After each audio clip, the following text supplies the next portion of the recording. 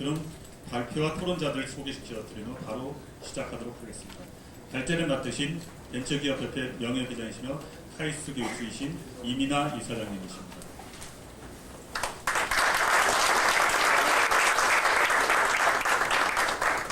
화면에 내려와야 됩니다. 네, 그리고 마이크. 자, 우리가 지난 1년 사이에 10번의 포럼을 하면서 많은 제안들을 했습니다. 오늘은 1년째 아주 뜻깊은 포럼인데 그동안 우리가 열매, 꽃, 창조경제의 많은 부분을 다뤘는데 뿌리를 다루진 않았습니다. 많은 사람들이 얘기하죠. 창조경제 그 핵심적인 성공 요인은 결국은 뭐냐? 인재를 우리가 제대로 육성할 수 있느냐 없느냐 하는 문제일 것이다. 이래서 창조경제의 뿌리, 창조교육을 다루도록 하고 오늘은 특별하게 학생들이 몇 명 보이죠. 관계 있는 학생들이 있습니다. 제가 자주 하는 얘기입니다. 우리 한강의 기적 50년간 제1차 한강의 기적을 이뤘는데 이제 7년째 제자리로 하고 있습니다. 적어도 이 방식으로 안 된다는 게 입증된 것이 효율 경제의 한계를 얘기하는 건데 따라서 우리는 창조 경제로 가야 된다. 뭐 이까지는 우리 다 동의했습니다. 문제는 뭐냐? 이 가는 데 있어서 핵심이 되는 게 창조 경제에 맞는 교육은 효율 경제에 맞는 교육과는 분명히 다르다. 우리는 지금까지 정답을 빠른 시간 내에 맞추는 교육을 해왔죠. 그래서 이제는 불확실한 상황에서 문제를 찾는 교육으로 가야 되겠다. 제가 제 친구가 삼성 연구원장으로 있어가지고 카이스트하고 MIT 학생들의 차이가 뭐냐? 바로 이 정답을 맞추는 것은 우리도 잘하는데 문제를 찾는 쪽에서 우리가 취약하다. 이제는 앞서가기 위해서는 문제를 찾아야 되겠죠. 그러면 제1차 한강의 기적을 이룩한 대기업은 주로 효율을 가지고 패스트 팔로 우리가 반도체 조선을 세계 최초로 만든 건 아니지만은 우리가 반도조선이니까 1등을 했죠. 그렇지만 혁신을 이룩하기 위해서는 대기업만 가지고 안 되죠. 이 효율과 혁신 이 두 가지가 제1차 한강의 기적과 2차 한강의 기적을 연결하는데 정부 역할이 있죠. 바로 공정입니다. 그런데 이걸로 끝나는 거 아니죠.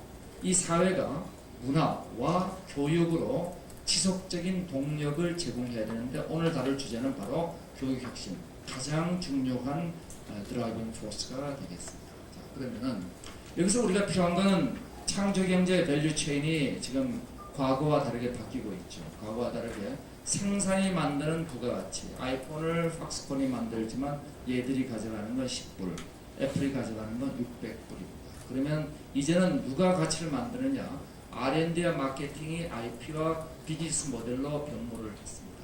그렇다면 이제 미래 인재가 IP와 비즈니스 모델을 어떻게 우리가 문제를 풀 것이냐는 문제로 정리가 되는 것 같아요. 그러면은 IP, 비즈니스 모델 이 두 가지 각각 지식재산과 기업가 정신 문제를 풀기 위해서 첫 번째 IP 문제를 잠깐 현황을 보고 가겠습니다.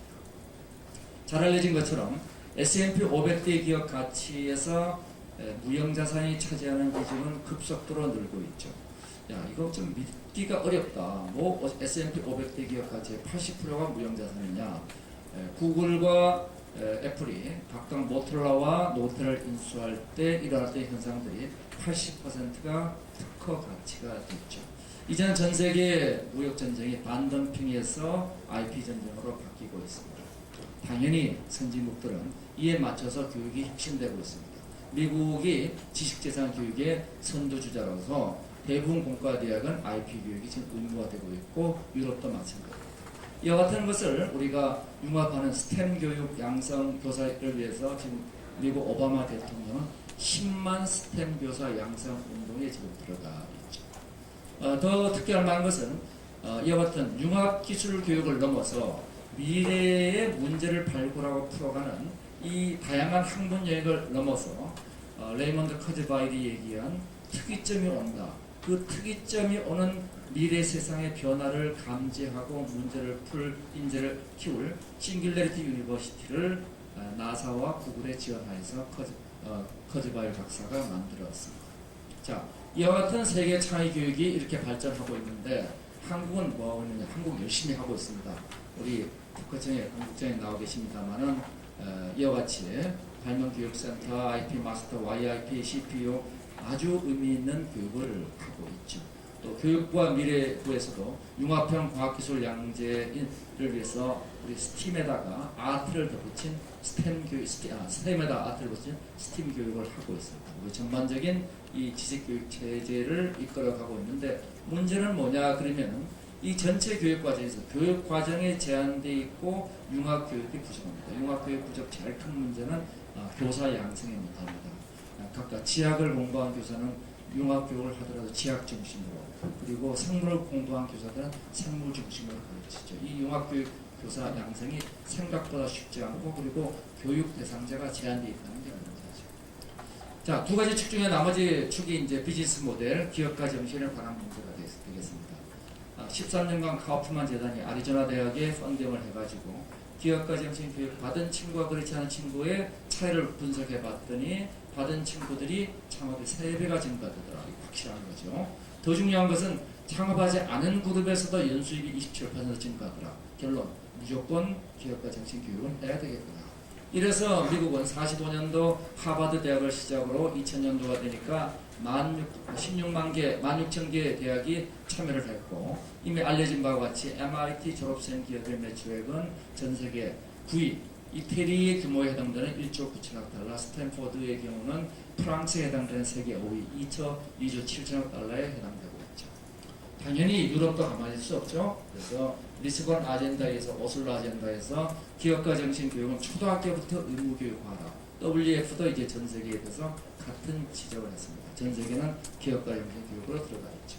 근데 한국은 지금 어떤 일이 벌어지고 있느냐? 배우자 선호도 1위, 직업 선호도 1위, 전부 다 우리 공무원이 1위가 되어 있습니다. 55만 대졸생 중에 27만 명이 공무원 시험을 보고 있죠. 우리는 안정지향적 사고입니다. 이번에 연금 개혁하면서 좀 덜 갈지 모르겠습니다만은, 자, 이런 친구들을 우리는 기업가 정신과 도전적 사고 이 친구로 이제 바꿔야 되겠죠. 요건 빼내야 됩니다. 실패 공포증. 이게 창업의 제일 큰 문제니까. 그 빈대는 이렇게 비워둘 필요가 있을 겁니다. 자, 이와 같은 창조 교육을 하기 위해서 우리가 아무것도 안 하고는 굉장히 많은 일을 하고 있습니다. 창업선도대학 사업, 산학협력대학 사업, 비즈쿨 사업 각각 우리가 미래부 또 교육부, 중기청이 일을 하고 있습니다. 문제는 뭐냐? 제한되어 있습니다. 교재도 부족하고 교원도 부족하고 무엇보다 부족한 것은 시장과의 연계 네트워킹이 현저하게 부족합니다. 단기 성과가 위주로 가 있다. 자, 그렇다면 이제 우리가 이 문제를 어떻게 풀어갈 것인가? IP와 비즈니스 모델을 우리가 연결하는 연결부의 창조 교육을 우리가 풀기 위해서 한국은 제한된 IP와 제한된 기업가 정신 교육인 반면에 선진국은 지금 IP 교육도 거의 많은 대학에서 의무화되다시피 강화되고 있고 기업가 정신 교육을 의무화선을 하고 있고 이들이 또 상호 연결되어 있습니다. 한국은 연결이 안 되어 있죠. 그렇지만 기회가 있습니다. 기회가 이 선진국에서 IP와 비즈니스 모델을 융합하는 교육은 미비합니다. 그렇다면 우리가 이 두 가지를 선순환시키는 이런 새로운 교육 체제를 가지고 새로운 창조 경제 시대에 맞는 창조 인재를 키울 수 있지 않겠느냐. 그래서 IP만 가지고는 사업화가 약하고 기업가 정신만 가지고는 차별화가 안 되죠. 많은 학생들이 다 창업하겠습니다. 근데 뭘로 할래? 할 게 없는 거죠. 자, 그래서 IP는 차별화 역량이고 미래형 IP를 창출해야 됩니다. 생활형 IP가 아닙니다. 그리고 비즈니스 모델은 기회를 포착해서 시장 역량을 가지고 선순환 기업가 정신으로 세상을 이롭게 해야 되겠죠. 자, 이러한 홍익인간의 창조 교육을 바로 IP 기반의 혁신이라고 얘기하는 IP 창조 교육으로 들어가고 있습니다. 자, 유명한 머레인 보고서가 지난 50년간에 걸쳐가지고 이 사회가 요구하는 역량 변화를 봤더니 루틴에서 런루틴으로 가면서 제일 중요한 건 반복되지 않으면서 상호작용을 하는 업무가 급속도로 증가되고 있다. 그럼 우리가 필요한 인재는 이거죠. 지금까지 우리가 전문성 위주의 교육을 했는데 전문성이 아니라 이제는 반복되지 않으니까 창조성이 필요하고 그 다음에 인터랙티브하니까 협업이 필요하죠. 이 3C에다가 협업을 내부 혼자만 하는 게 아니라 이 세상과 더불어 협업을 하는 3C 플러스 W를 창조 인재의 상으로 그려봤는데 그려놓고 나서 보니까 이게 프레스 아메바일이 얘기하는 또 6센트 미아이가 얘기하는 이 3대 요소하고 일맥상통하고 있습니다. 틀리지 않은 거죠. 2020년 그 백악관 보고서에 나온 얘기입니다. 현 교육은 사회 변화 속도와 양을 수용하지 못한다. 아무리 노력해도 대학은 사회 요구를 수용하지 못하고 기존 컨텐츠 중심 교육은 한계에 도달했다. 지금 과거에는 교육이 사회를 앞서갔지만 지금은 사회는 보세요. 깜빡 펴서 이렇게 달려가는데 교육은 기어가고 있습니다. 도저히 맞출 수가 없는 거죠. 그래서 이제는 learn how to learn, 컨텍스트 교육, 교육과 사회의 융합이 교육의 핵심으로 가니까 지금까지는 정답을 배우는 이 컨텐츠, 반복되는 일을 하는 스펙 교육이 교육의 핵심이었다면 이제는 스스로 문제를 발견하고 풀어가는 이 창조 교육으로 문제가 이동해야만 합니다. 즉 컨텐츠 중심의 교육은 퍼스트 팔로잉이었다면 컨텍스트는 퍼스트 모버형 교육이죠. 많은 경우에 참 놀라운 거는 커리큘럼이 제대로 정리 안 돼 있고 시설도 부족한 대학의 1회 졸업생들이 굉장히 영향을 발휘합니다. 오히려 4호에 넘어가서 모든 게 안정돼 있을 때 졸업한 학생들이 영향이 떨어집니다. 그 이유는 뭐냐? 그들은 안정되면 컨텐츠, 안정 안 됐을 때는 스스로 문제를 풀어가는 컨텍스트 교육을 해왔다는 거죠. 많은 기업에서 얘기합니다. 이 대학에 졸업하는 인재 어떻게 재교육시키는 비용이 이렇게 많이 들 수가 있느냐? 국가전체를 봐서 60조라는 지난번에 계산이 나온 바가 있습니다. 이 재교육 비용이 왜 들어가느냐면은 학교가 가르치는 건 컨텐츠인데 기업이 요구하는 건 뭐냐? 불확실한 문제를 해결하는 프로젝트 교육을 요구하고 있습니다. 따라서 우리가 풀어야 될 것은 이제 less teaching, more learning이라는 새로운 창조 교육의 패러다임으로 들어가야 되겠죠. 즉 지금까지 교육과 사회가 분리되어 있었던 것이 프로젝트를 통해서 회사에 들어가면 새로운 일을 합니다. 그 일을 통해서 사회와 교육이 융합되는 이 과정을 통해서 프로젝트를 풀면서 문제를 배워갑니다. 하다가 필요하면 그거를 필요한 공부를 하는데 할 때마다 새로 하지 말고 굉장히 자주 반복되는 과목은 매크로하게 기본 교과로 집어넣을 필요가 있죠. 그래서 컨텐츠에서 이제 가르칠 것은 굉장히 디테일한 것이 아니라 온라인 플랫폼을 통해서 컨텐츠 반복되는 것은 아주 매크로한 수준으로 가르치고 주로 오프라인 프로젝트를 통해서 문제를 푸는 방식을 배워가자. 자, 그렇다면 이러한 상호작용이 오프라인에서 프로젝트를 통하다가 문제를 풀어야 될 과목이 있으면 컨텐츠를 배워간다는 순서로 바뀌는 거죠. 2009년부터 특허청이 지원을 했습니다. 이 일을 해보겠느냐. 카이스트가 제안한 게 아니라 특허청이 카이스트 보고 하겠냐고 그랬는데 카이스트가 안 하겠다고 우기다가 지금 하게 된 프로젝트입니다. 참 이상한 일이 벌어졌죠. 자, 이래서 IP CEO는 IP, 지식재산과 CEO, 기업가 정신을 합친 프로그램입니다. 이 IP CEO의 교육 체계를 우리가 7C, 7C 교육 체계라고 얘기합니다. 교육에서는 C가 참 많이 나오죠. 그래서 크리에이티비티 앤 컬래버레이션 캠프가 처음 시작돼서 이것이 온라인 중심의 컨텐츠 교육과 오프라인 중심의 컨테스트 교육, 다음에 이것이 소셜 러닝을 하는 커뮤니케이션 교육으로 보완되고 이것이 집단 커뮤니티 활동을 통해서 활성화되어 나가죠. 이것이 더욱더 스스로 성장하면서 코-이볼루션을 해나가는 성장 과정을 거치게 됩니다. 이 전체 과정을 우리가 7C 교육 체계라고 얘기를 하고 있습니다. 이 첫 번째 학생 선발 과정부터 보겠습니다. 앞으로 이제 미래에 필요한 인재는 런루틴하고 인터랙티브한 인재가 필요하니까 우리가 필요한 건 크리에이티비티와 컬래버레이션이죠. 이것을 우리가 측정하기 위한 문제 해결 캠프를 2박 3일간 해왔는데 요즘은 이제 금년부터는 예산 부족으로 1박 2일로 줄이겠다고 하고 있죠. 이 참여하는 모든 학생들에게 뭐냐? 즐거운 경험을 준다는 겁니다. 이게 평이 나온 건데 굉장히 높은 점수인데 문제는 학생들의 얘기가 이래요. 합격하지 못한다 하더라도 좋았다. 즐거웠다. 행복한 캠프였다. 자, 이러한 CC 캠프를 통해서 학생들을 선발합니다. 전국에서 중학생 75명 정도를 선발하고 이들한테 이제 컨텐츠 교육은 온라인으로 주로 시키는데 온라인 컨텐츠 교육을 보면은 전체 교과 과정은 이렇게 해결했죠. 첫 번째 문제를 발견해야 되겠다. 그 문제를 어떻게 발견할 수 있느냐? 미래 사회를 보고 미래 사회의 가치관을 가져야 되겠다 해서 미래학과 인문학이 문제 발견을 위한 과목으로 들어갑니다. 그리고 이러한 문제를 해결하기 위해서는 융합기술이 필요하죠. 이 융합기술을 담기 위한 그릇이 지식재산이 됩니다. 여기에 문제를 해결하기만 하면 안 되죠. 이 세상으로 가치를 확산해야 됩니다.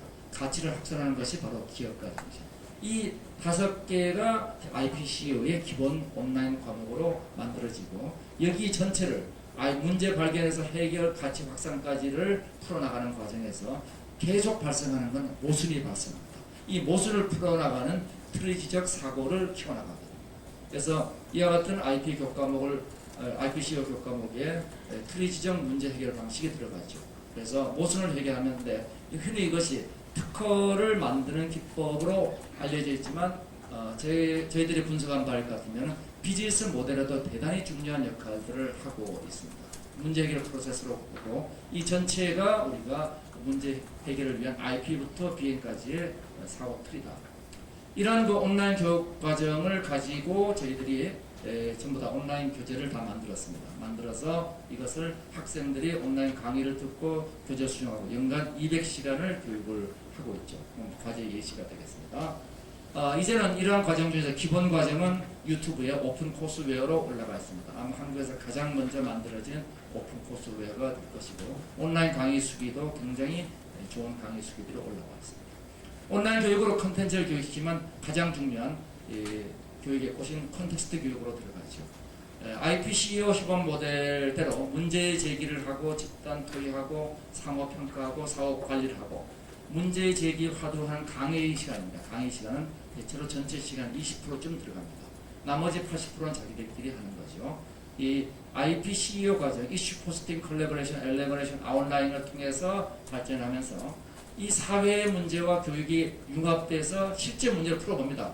실제 이 사회의 문제를 풀어서 IP와 사학계획서를 만드는데 실제로 학생들이 특허와 사학계획서를 만들어본 학생들은 세상을 보는 깊이와 폭이 완전히 달라지게 되죠. 그래서 이 교육하는 과정들이 되겠습니다. 귀여운 애들이죠. 자, 이런 프로젝트 중심 교육을 하는데 전문가들이 와가지고 가르치는 건 20%인데 상당히 빵빵하신 분들이 와서 가르치고 있죠. 그 다음에 이것은 실제 로봇과 인간의 미래라는 주제를 가지고 어떤 프로젝트가 어떻게 시행됐는가 하는 두 분이 주제 발표를 하고 학생들이 이걸 가지고 다양한 문제를 발굴하고 이거를 자기들이 주제 발표를 하고 평가하고 발전시키는 과정을 거치게 됩니다. 다음 과정이 이제 이것을 커뮤니케이션, 소셜 러닝 하는 과정입니다. 늘 가장 어려운 점은 뭐냐면은 이런 창조 교육의 가장 어려운 점은 평가입니다. 객관적 교육은 평가, 점수가 나오니까 문제가 없는데 이런 창조적 경우는 모든 학생들이 푸는 문제가 달라요. 문제가 다른데 어떻게 다르게 평가할 것이냐. 이게 어려운 문제입니다. 그래서 이 문제를 오픈 컨테스트 합니다. 그래서 소셜 리뷰, 피어 리뷰가 기본적인 평가 방식입니다. 외부에서 사람 보면 어렵습니다. 구글의 기본적인 평가 방식이 피어 리뷰입니다. 근데 피어 리뷰를 했을 때 혹시 친소 관계에 따라서 혹은 학연지견에 따라서 이 평가가 달라질 수 있으니까 이것을 메타 평가, 평가를 평가하는 방식을 동원하죠. 이 전체를 우리가 소셜 러닝이라고 합니다. 왜? 각 팀들이 밤새 1박 2일 동안 밤새 한 결과를 가지고 발표하는 그 과정에서 압축된 교육을 하게 되죠. 그래서 이것이 평가인 동시에 교육이 됩니다. 그 다음 이제 우리가 내부적으로 커뮤니티 교육이 있죠. 이 커뮤니티를 통해 가지고 멘토링을 하고 이 멘토들이 상당한 분들이 멘토링을 하고 있죠. 그리고 커뮤니티가 분야별 커뮤니티를 만들고 경점 토론을 하고 이거 학습 커뮤니티에서 암묵지가 이제 형식제로 바뀌게 되죠. 사이버 토론도 같이 일어납니다. 이러한 과정들이 지속적으로 발전하게 되면은 자기 성장 노트, 코이볼루션. 그래서 이 자기 성장 노트 부분은 아직은 미진합니다. 왜냐하면 에버노트란 그 카이스트 창업 기업한테 이 과제를 줬는데 아직까지 과제가 끝나지 않고 있습니다. 이러한 IPCO 성과에 대해서 김지수 학생의 얘기입니다. 집단 지능의 위력을 깨달았고 잠재력을 발견할 수 있고 상상도 못했던 느끼지 않는 교육이다. 그래서 이 성과를 보면은 특허 출원건수 1256건, 등록건수 62건, 한 학생이 평균 1년에 4건을 내고 있습니다. 6건의 사업이 지금 여기서 시작됐고, 그리고 대학 진학의 목표는 절대 아닌데 알아서 대학도 잘 가고 있습니다. 적어도 대학 교육에 방해가 되는 교육은 아니다. 이건 확실합니다. 다른 곳에는 상상도 할 수 없는 교육이다. 학생들의 만족도 무지하게 높죠. 뿐만 아니라 학부모 만족도도 높습니다. 심지어는 학부모들이 1박 2일 같이 해보고 하는 얘기가 이런 교육이라면은 학생들이 대학을 못 받아줬다. 자, IPCO 교육을 이제 확산을 시켜야 되겠죠. 이 확산을 시키기 위해서는 지금까지 우리가 만든 IPCO의 플랫폼이 이게 완벽한 건 아닙니다. 그렇지만 이것을 우리가 최초의 시금석으로 해가지고 발전시킬 수 있을 겁니다. 이게 온라인 강의, 커리큘럼, 또 우리가 많은 자원들을 확보하고 있죠. 그래서 이 자원들을 전부 다 우리가 공유를 하면은 이 개별적으로 각 교육기관이 각계 약진하는 것보다는 훨씬 낫지 않겠느냐. 그래서 이 확산을 위해서 현재 우리가 중등, 고등, 대학별로 자유학기제, 선택교과제, 창업부전공이 실시되고 있습니다. 여기에 대해서 이 플랫폼이 제공돼서 되고 이외에 애플리케이션으로 우리가 얘기하고 있는 게 트리지 교육, 비전 노트, 창업 프로젝트, 해커톤 대회, 부트캠프, 랩 창업 이런 것들이 하나의 패키지로 공급될 수가 있습니다.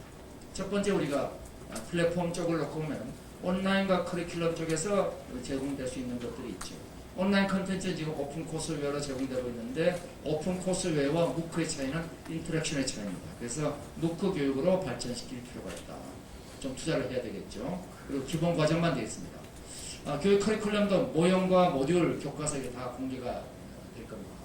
기관 인력 다 우리가 공개를 할 수 있죠. 그래서 IPCO에 대해서 우리가 기관 인력 풀이 다 구축되어 있고 또 국내외에도 구축되어 있습니다. 그래서 이 구축되어 있는 풀들을 활용하시면 될 거고 정규교육 연계에 대해서는 자유학기제 선택교과의 창업부전공에 우리가 초등학교에 보면은 도덕교육이 있습니다. 기업가 정신교육을 오슬로 아젠다는 2006년부터 초등학교부터 기업가 정신교육을 하라고 그러고 있어요. 그 의무적으로. 그래서 여기 기업가 정신교육을 합치고 그 다음에 중등학교부터는 윤리사회의 기업가 정신을 합친다. 여기에 대해서 저희들이 작년 10월 포럼에서 주장을 했는데 그거를 10일합니다. 죄송합니다. 그거를 이번에 교육부가 받았습니다. 받아가지고 윤리교육에 내년부터 반영하는 걸로 지금 확정을 해가고 있습니다. 조만간 발표가 있을 겁니다. 그리고 과학기술가정협업 여기에 다 들어가면서 자유학기제, 선택교과제, 창업부전공에 포함될 수가 있을 겁니다. 과학기술 창업교육과의 연계에 대해서는 미창과부라고 얘기하죠. 미래창조과학부와 중소기업청의 요 좋은 프로그램들에 이것이 연계되면 이 프로그램들의 효율을 올릴 수 있을 것입니다. 그래서 특허청이 이제 그동안 예산을 들여서 만들어낸 결과들을 하나의 질적인 도약의 기회로 삼으면 특허청은 돈이 얼마 없습니다. 그래서 많은 예산을 갖고 있는 미래국 중기청 여기서 이것을 확산하면은 대한민국이 바뀔 수 있지 않겠느냐. 이 대학생 특허 교육에 카시트 내부만 아니라 외부에도 특허 교육 오늘 이채영 교수님 와 계십니다만은 했었고 또 일반 대상 학생 또 발명영재 교육 비즈풀까지도 해봤죠. 중고생 창업된 캠프도 트리플 헬릭스 그래서 3중 나선 교육을 실시했고 여기에 대해서도 굉장히 이번 캠프만큼은 확실했다. 그 다음에 부트캠프 사례로서는 이제 스타트업 부트캠프인데 여기 중요한 건 IP 기반의 창업 캠프입니다. 이게 또 전 세계에서 저희들이 최초로 한 게 아닌가 생각하고 너무나 좋았다는 결론들이 나오고 있죠. 자, 정부의 역할 이제 정리를 해볼까요? 오프라인 플랫폼을 구축할 필요가 있습니다. 이 오프라인 플랫폼은 제가 그 보고서에는 자세하게 써놨습니다만은 기본적으로 미래 사회를 미리 꿈꿀 수 있는 공간이 돼야 됩니다. 미래 사회를 꿈꿀 수 있는 공간에서 오프라인 플랫폼이 구축되고 이것은 미국의 싱귤레이티 유니버시티를 우리가 넘어서는 그런 교육 과정을 만들면 좋겠다. 그리고 플랫폼의 질적 향상 지원은 지금까지 해왔듯이 특허청이 지속해 주셨으면 좋겠다.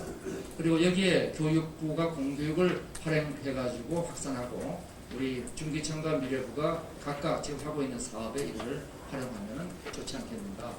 국가정 비역 편식은 이거는 아무 근거가 없습니다. 아무 근거가 없이 저희들이 지원 사업이 지금까지 총 들어간 게 한 100억 들어갔는데 5년간 그리고 실제 이 사업에 들어간 요즘 3분의 1 정도 들어갔습니다. 그리고 교사 양성하고 재교육 사람 전체를 놓고 봤을 때 지금 우리가 새로운 교사를 뽑으면 어마어마한 돈이 들어갑니다. 그렇지만 윤리교사, 교육과정, 도덕교사를 활용하고 기존 교육과정을 활용하면 될 거다. 그 다음에 국가적 편의 추정에 대해서는 저희들이 과거에 연구한 거 벤처기업의 창업가치가 175억이니까 4,000개 창업됐을 때 가치를 기준으로 하면 70조의 가치가 있을 수 있다. 마지막으로 광고 얘기는 다음은 창업의 90%는 대학생 창업이 아니고 사내 벤처로부터 출발합니다. 그래서 90% 해당되는 사내 벤처, 이걸 저희들이 창조경제 주역이라고 얘기합니다. 이것을 다음 10월 28일 날 여기서 하도록 하겠습니다.